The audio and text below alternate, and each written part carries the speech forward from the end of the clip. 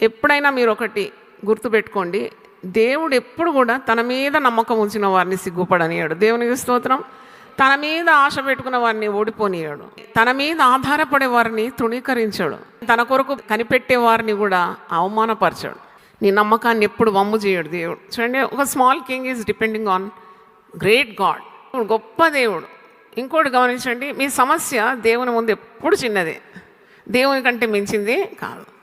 Your problem cannot outbeat God's strength, God's provision or God's mightiness. అంటే దేవుని కంటే మించిందా నీ సమస్య? నువ్వెంత, నీ సమస్య ఎంత? చాలా సమస్యలు ఇరికిపోయినాయి, చాలా సమస్యలు. దేవుని కంటే గొప్పది కాదనాలి. దేవునికి స్తోత్రం. దావీదు అన్నాడు కదా, ఆఫ్టర్ ఆల్, ఏ సమస్య వచ్చినా నువ్వు అనాలి ఆఫ్టర్ ఆల్ ఇంతేనా సమస్య. మరి దేవుడు ఆ సమస్య కంటే అధిగమించిన శక్తి గలవాడు.